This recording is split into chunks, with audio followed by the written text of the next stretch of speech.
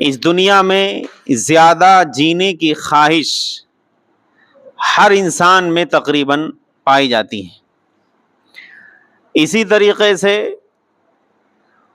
زیادہ جینے کی خواہش کے ساتھ ساتھ زیادہ مال دولت حاصل ہو جائے، اس کی خواہش بھی تقریباً دنیا کے ہر انسان میں کثرت سے پائی جاتی ہے. حتیٰ کہ حدیث میں تو یہاں تک آتا ہے، آپ علیہ السلام نے ایک موقع پر فرمایا کہ اگر انسان کے پاس سونے سے بھری ہوئی ایک وادی اسے مل جائے تو وہ دوسری وادی کی تلاش میں آگے بڑھ جائے گا. مال کی چاہت، دولت میں اضافہ ہونے کی یہ خواہش انسان کے اندر مرتے دم تک باقی رہتی ہے. اسی طریقے سے ایک خواہش ہوتی ہے حب جاہ. ہر انسان کی یہ خواہش ہوتی ہے کہ ٹھیک ہے مال نہیں ملا نہ ملے، عمر لمبی نہیں ملی نہ ملے، لیکن جتنی ملی اتنی میں تو کم از کم عزت ملے، شہرت ملے، چار لوگ آگے پیچھے چلنے والے ہوں. یہ جو خواہش ہے دنیا میں شان و شوکت مجھے مل جائے، حاصل ہو جائے، یہ خواہش بھی دنیا کے تقریباً ہر انسان میں پائی جاتی ہے.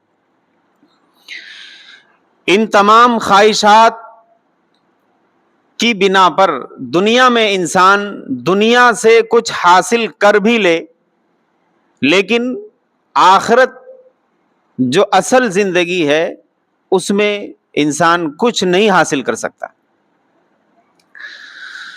جبکہ اس دنیا کو اللہ تبارک و تعالی نے جو بنایا ہے، الدنیا مزرع للآخرہ، کہ دنیا دراصل یہ آخرت کی ایک کھیتی ہے، یہاں جو کماؤ گے وہاں مل جائے گا.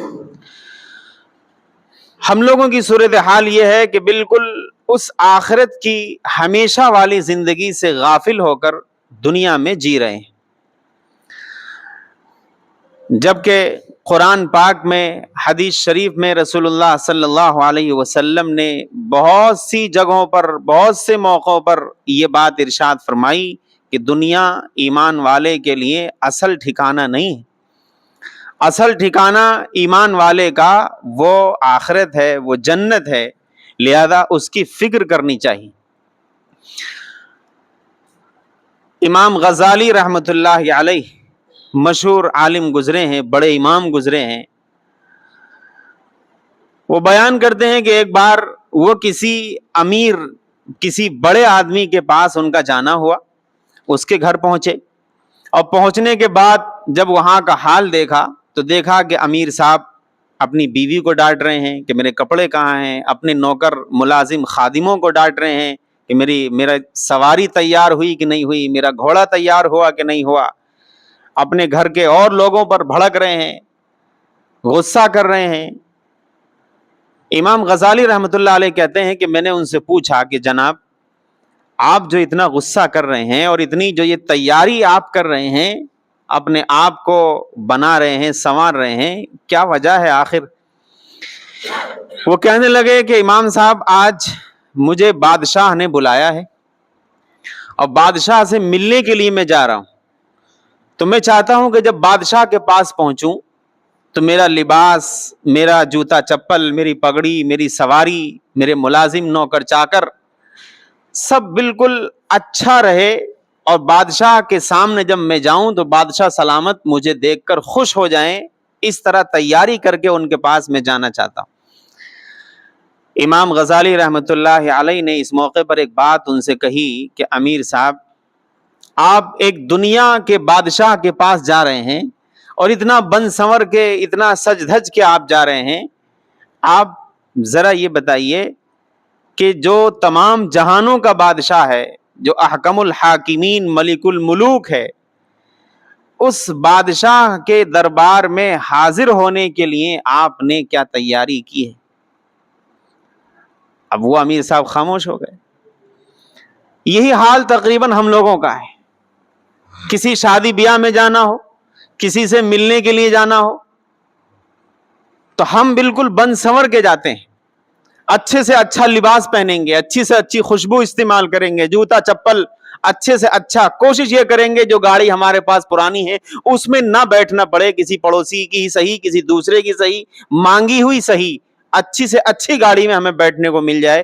یہ کوشش رہتی ہے, کیونکہ ہم کسی شادی میں جا رہے ہیں, ہم کسی سے ملنے کے لیے جا رہے ہیں. یہ خیال نہیں آتا کہ ایک دن ہم رب سے ملیں گے, اس کے پاس جانے کی ہماری کیا تیاری ہے. اس لیے قرآن نے کہا یا ایھا الذین آمنوا اتقوا اللہ ولتنظر نفس ما قدمت لغد واتقوا اللہ. اے ایمان والو, اللہ سے ڈرو, کل قیامت میں اللہ کے دربار میں تمہیں حاضر ہونا ہے. غور کرو تم نے اپنے رب کے سامنے حاضر ہونے کی کیا تیاری کی ہے. ایک موقع پر حضرت عمر بن عبدالعزیز رحمۃ اللہ علیہ مشہور تابعی ہیں, ان کا دور خلافت تھا, مجلس میں بیٹھے ہوئے تھے اور بھی بہت سے لوگ ارد گرد بیٹھے ہوئے تھے. اچانک تیز ہوا چلی جس کے نتیجے میں جو چراغ جو جل رہا تھا وہ بجھ گیا, اندھیرا ہو گیا.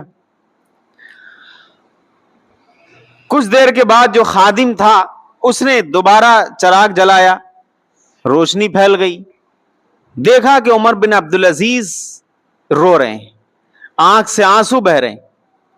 لوگوں نے پوچھا کہ آپ کیوں رو رہے ہیں؟ کہنے لگے کہ جیسے ہی آندھی چلی, چراغ بجھا, اندھیرا چھایا, مجھے قبر کا اندھیرا یاد آ گیا. آج تو اٹھ کے تم نے چراغ روشن کر دیا, دربار میں اجالا کر دیا, کل اگر میری قبر میں اندھیرا ہو گیا تو وہاں کون اجالا کرے گا؟ بس یہ خیال آیا اور آنکھ سے آنسو بہنے لگے. حضرت عمر ابن خطاب رضی اللہ عنہ, امیر المومنین عمر ابن خطاب خلیفہ ثانی رسول اللہ صلی اللہ علیہ وسلم کی مراد ہیں. آپ علیہ الصلوۃ والسلام نے ان کو مانگا ہے اللہ تبارک و تعالیٰ سے, دعا کی تھی کہ اللہ تعالیٰ ابو جہل اور عمر ابن خطاب ان دونوں میں سے جو تجھے پسند ہے وہ میری جھولی میں ڈال دے. اللہ تبارک و تعالیٰ نے دعا حضرت عمر ابن خطاب کے بارے میں قبول کی اور ان کو اسلام کی دولت سے نوازا, مسلمان ہوئے. حدیث میں جن کے بارے میں آتا لو کان بعدی نبیا لکان عمر, میرے بعد اگر کوئی نبی ہوتا, چونکہ نبوت کا دروازہ میرے بعد بند کر دیا گیا, اگر نبی کوئی ہوتا تو عمر میں وہ خوبیاں پائی جاتی ہیں جو ایک نبی میں ہوتی. ایسا مقام رکھنے والا صحابی جس کے دور خلافت میں اسلامی پرچم دور دراز ممالک تک پھیل گیا اور بڑا علاقہ دنیا کا اسلامی سلطنت کے دائرے میں آ گیا. عمر ابن خطاب رضی اللہ عنہ نماز پڑھا رہے تھے, ایک بدقسمت شخص نے آ کر حملہ کیا, پیٹ میں خنجر مارا, زخم گہرا ہو گیا, گر گئے. صحابہ جو موقع پر موجود رہے اٹھا کر لے گئے, گھر پہنچایا, لیکن وہ زخم ایسا تھا کہ اس کے ٹھیک ہونے کی امید نہیں تھی. فاروق اعظم کو بھی اندازہ ہو گیا کہ بس اب یہ شہادت کا وقت قریب ہے, اب بچنا بظاہر ممکن نہیں. ایسی حالت تھی, روتے تھے بہت. لوگوں نے پوچھا امیر المومنین آپ اتنا کیوں روتے ہیں؟ کہنے لگے کہ اگر دنیا جتنی ہے اس دنیا کے برابر مجھے اگر سونا مل جائے اور مجھ سے یہ کہا جائے کہ عمر تمہیں یہ سارا سونا دینا پڑے گا تبھی تم جہنم سے بچ پاؤ گے, ورنہ نہیں بچ سکو گے, تو میں اس سونے کو جہنم سے آزادی کے لیے فدیے کے طور پر بخوشی دے دوں گا اور اپنے آپ کو جہنم سے بچاؤں گا. ایسی فکر اور ایسا خوف تھا. علامہ ابن قیم جوزی رحمۃ اللہ علیہ مشہور عالم گزرے ہیں, انہوں نے یہ واقعہ جس جگہ لکھا ہے وہاں یہ بات لکھی ہے کہ امیر المومنین عمر ابن خطاب رضی اللہ عنہ میں تمام تر کمالات اور خوبیاں ہونے کے باوجود آخرت کی فکر اتنی تھی کہ آخری وقت تک ان کی آنکھ سے آنسو نہیں رک رہے تھے, اتنے خوف زدہ تھے کہیں میں جہنم میں نہ چلا جاؤں. اور اس کے بعد کہتے ہیں کہ ہمارے اندر تمام برائیاں اور تمام خرابیوں اور تمام گناہوں کے باوجود ہم لوگ بالکل مطمئن بیٹھے ہیں, کسی طرح کا کوئی خوف کوئی فکر آخرت کی ہمارے اندر ہے ہی نہیں. یہ ایک دم بالکل دوہرا معیار ہے, الٹا معیار.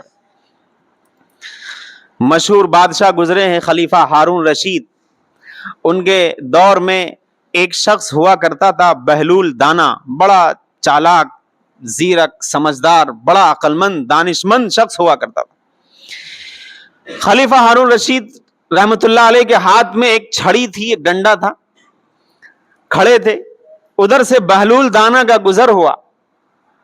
ہارون رشید نے بلایا اور کہا بہلول سے کہ بہلول یہ ڈنڈا تم رکھ لو, اور تمہیں جو سب سے بڑا بیوقوف نظر آئے اس کو یہ دے دینا. میں نے چونکہ تم کو دیا ہے تو تم بیوقوف ہو, تمہیں جو دنیا میں سب سے بڑا بیوقوف نظر آئے اس کو یہ ڈنڈا دے دینا. کہا کہ ٹھیک ہے, خاموشی سے چلے گئے. اس وقت کچھ نہیں کہا. گھر پہنچے, دن گزرتے گئے. امیر المومنین خلیفہ ہارون رشید کی طبیعت بگڑی, کچھ دن کے بعد بیمار پڑ گئے, اور بیمار ایسے پڑے کہ اب ڈاکٹروں نے جواب دے دیا کہ اب طبیعت میں افاقہ ہونا بظاہر ممکن نہیں, آخری وقت ہے. ادھر سے گزر ہوا بہلول دانا کا, انہوں نے پوچھا امیر المومنین کا کیا حال ہے, بتایا گیا کہ طبیعت خراب ہے, چل چلاؤ کا وقت ہے. اندر آئے, سلام کیا, خیریت پوچھی اور کہا کہ امیر المومنین کیا حال ہے, خیریت ہے سب؟ کہا کہ بس خیریت کیا, بظاہر مشکل ہے زندہ رہنا. کہا اچھا, تو پھر تو آپ نے آخرت کے لیے بڑی تیاری کی ہوگی. آپ تو چونکہ بادشاہ ہیں, آپ نے تو اپنی آخرت کی تیاری کے لیے اپنے آپ سے پہلے قبر میں ہزاروں خادم بھیج دیے ہوں گے, آپ نے تو بہت ساری سواریاں بھجوا دی ہوں گی, آپ کے دربار کے ملازمین نے جا کر پہلے ہی سے وہاں پر مخمل کے بستر لگا دیے ہوں گے, کھانے کے بہترین انتظامات کر دیے ہوں گے. آپ تو چونکہ بادشاہ ہیں, امیر المومنین ہیں, خلیفۃ المسلمین ہیں, آپ کے پاس تو سب کچھ ہے, آپ نے تو بڑا انتظام کیا ہوگا آخرت کے سفر پہ چونکہ آپ جا رہے ہیں. دنیا میں جب کبھی آپ کہیں سفر کیا کرتے تھے تو ہزاروں ہزار کا لشکر آپ کے ارد گرد چلتا تھا, بڑے بڑے خیمے لگائے جاتے تھے, کھانے پینے کے انتظامات ہوتے تھے. آپ جو اشارہ کر دیں تمام خادم آپ کے ایک اشارے پہ جان دینے کے لیے تیار رہتے تھے. دنیا میں جب کبھی کہیں آپ سفر کیا کرتے تھے یہ منظر ہوا کرتا تھا, ہم نے اپنی آنکھوں سے دیکھا ہے. اب آپ آخرت کے سفر پہ جا رہے ہیں تو ظاہر ہے آپ نے بھی وہاں اپنے بہت سے خادموں کو, سواریوں کو اور تمام قسم قسم کے کھانوں کا انتظام کرنے کے لیے آپ نے پہلے ہی سے لوگوں کو وہاں بھیج دیا ہوگا تاکہ اس سفر پہ جا کر آپ کو کسی طرح کی پریشانی اور مصیبت کا سامنا نہ کرنا پڑے. امیر المومنین نے کہا کہ کیسی بات کرتے ہو, بھلا آخرت میں اور قبر میں بھی کوئی ساتھ جاتا ہے, وہاں کیسے بھیج سکتا ہوں یہ سب چیزیں, وہاں کیسے میں سارے انتظامات کرا سکتا ہوں. بہلول دانا نے چپکے سے اپنی آستین سے وہ چھڑی نکالی اور امیر المومنین کو پکڑا دی کہ آپ ہی نے دی تھی یہ کہہ کے کہ دنیا میں جو بڑا بیوقوف نظر آئے اس کو دے دینا. امیر المومنین آج میری نظر میں آپ سے بڑا بیوقوف کوئی نہیں, آپ اتنے بڑے بادشاہ, آپ اتنی بڑی سلطنت کے مالک, ہزار کا لشکر سپاہی آپ کے ایک اشارے پہ جان دینے کے لیے تیار. آپ آخرت کے سفر پہ جا رہے ہیں اور آپ نے اس سفر کے لیے کوئی تیاری نہیں کی ہے, لہذا آپ سے بڑا بیوقوف میری نظر میں کوئی اور نہیں ہے, اس چھڑی کے زیادہ حقدار آپ ہی ہیں. یہ جو چیزیں ہیں فکر آخرت کیسے ہمارے اندر پیدا ہو جائے. قرآن میں اللہ تبارک و تعالیٰ کہتا ہے من کان یرید حرث الآخرۃ نزد لہ فی حرثھا, کہ دنیا کا یہ اصول ہے ہمارا کہ جو کوئی آخرت کی تیاری اور آخرت کی کھیتی کو بڑھانے میں اور اس کو بنانے سنوارنے میں اپنی زندگی گزارے, ہم اس کے لیے اس کی کھیتی میں اضافہ کر دیتے ہیں, اس کو ہم کامیابی عطا کر دیتے ہیں. اور اس کے بعد قرآن کے الفاظ من کان یرید حرث الدنیا نؤتہ منہا, کہ جو دنیا کی کھیتی، دنیا کا مال دولت اور یہاں کی زندگی کو بنانے سنوارنے میں اپنا وقت گزارے، نوتی ہی منہا، تو ٹھیک ہے دنیا کا کچھ حصہ ہم اس کو دے بھی دیتے ہیں، نہیں بھی دے دیتے ہیں، لیکن وما لہ فی الآخرۃ من نصیب، آخرت میں اس کا کوئی حصہ نہیں۔ اس لیے ضرورت اس بات کی ہے کہ ہم جو دوہری زندگی گزار رہے ہیں، دنیا کے معاملے میں ہماری خواہش یہ ہوتی ہے کہ کچھ اور سال جی لیں، دنیا کے معاملے میں ہماری خواہش یہ ہوتی ہے کچھ اور مال مل جائے، دنیا کے اندر ہماری خواہش ہوتی ہے کہ عزت تھوڑی سی اور مل جاتی تو اچھا ہوتا، لیکن آخرت کے معاملے میں ہم ایک دم لاپرواہ ہیں، ایک دم بے فکر بنے بیٹھے ہیں۔ دنیا کے معاملے میں ہمارا مزاج حلمی مزید کا ہے، کچھ اور مل جائے، اور آخرت کے معاملے میں قناعت کیے بیٹھے ہیں، اطمینان سے بیٹھے ہیں، بس نماز پڑھ لی مطمئن بیٹھے ہیں، صبح شام تھوڑی بہت تلاوت کر لی مطمئن بیٹھے ہیں، سال بھر میں ایک مہینے کے روزے رکھ لیے مطمئن بیٹھے ہیں۔ دنیا کے معاملات میں تو ایسا نہیں ہے۔ دنیا کے معاملات میں بھلا کوئی آدمی ایسا ہے یہاں جتنے بیٹھے ہیں یا اور کہیں آپ کو مل جائے تو بتائیے گا، ہمارے لیے بھی وہ ایک عجوبہ ہوگا، جو یہ خواہش رکھتا ہو کہ بھائی چلو اب گھر بن گیا اور بات ختم ہو گئی، دکان بھی اب ٹھیک ٹھاک چل رہی ہے، اب مزید کی خواہش نہیں ہے، بس جو مل گیا بس یہی کافی ہے، اب ہم اور آگے کسی سے لین دین کوئی سودا یا کوئی تجارت کو آگے بڑھانے کا کوئی منصوبہ ہم نہیں بنائیں گے، بس مل گیا کافی، ایسا کوئی نظر نہیں آئے گا۔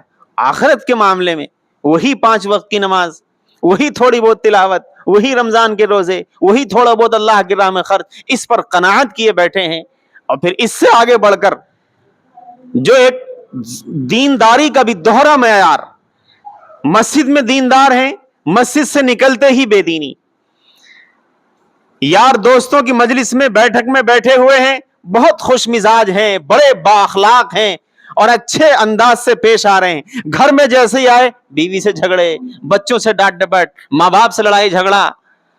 یہ جو دوہرا معیار، دوہری زندگی جو ہم جی رہے ہیں، یہ بڑی خطرناک زندگی ہے۔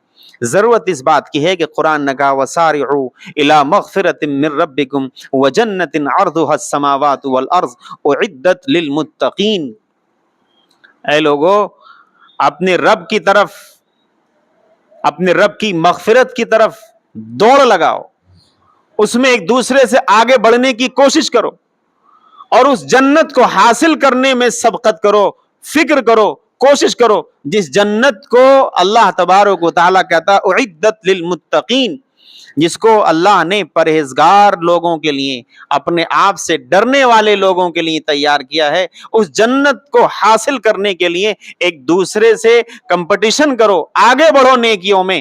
دنیا کے معاملات میں کیوں کمپٹیشن کرتے ہو؟ دنیا کا اصول جبکہ یہ ہونا چاہیے کہ آدمی کو قناعت پسند، کہ جو مل گیا بس اس پہ راضی، اور آخرت کے معاملے میں کمپٹیشن کرے، ایک دوسرے سے آگے بڑھنے کی فکر کرے۔ ہمارے یہاں الٹی گنگا بہ رہی ہے کہ آخرت کے تعلق سے ہم قناعت پسند ہیں اور دنیا کے معاملے میں کمپٹیشن میں لگے ہوئے ہیں۔ اگر یہ زندگی رہی تو یہ زندگی تو اچھی بات نہیں ہے۔ بہتر ہے، علماء نے لکھا ہے کہ ایک بڑی اچھی تدبیر ہے جس سے انسان کے اندر آخرت کی فکر پیدا ہوتی ہے کہ 24 گھنٹے میں سے تھوڑا وقت آدمی نکالے، کچھ نہ صحیح تو رات کو سوتے وقت ہی موبائل سے فری ہو کے خاموشی سے چادر تان کے لیٹے، اور ایک تصور میں لائے کہ میں لیٹا ہوا ہوں، ارد گرد کوئی نہیں ہے، موت کا فرشتہ ہے، میری روح نکال رہا ہے، اب مجھے نہلایا جا رہا ہے، اب کفنایا جا رہا ہے، اب مجھے قبر میں اتارا جا رہا ہے، فرشتے آ رہے ہیں، سوال کر رہے ہیں، میں جواب دے رہا ہوں، مجھے اللہ نے میری نیکیوں کی بنا پر جنت عطا کی، برے اعمال سے اللہ نے جو سزا ہونی تھی اللہ نے مجھے معاف کر دیا۔ یہ ایک تصور اگر کوئی انسان 24 گھنٹے میں ایک بار کم از کم یہ تصور لا کے اپنی زندگی میں اپنی آخرت کی فکر کو تازہ کرنے کے لیے اگر یہ پریکٹس شروع کر دے تو اس سے علماء کہتے ہیں کہ آسانی کے ساتھ انسان کے اندر سے دنیا کی محبت نکلنے لگتی ہے اور آخرت کی فکر اس کے اندر تازہ ہونے لگتی ہے۔ اللہ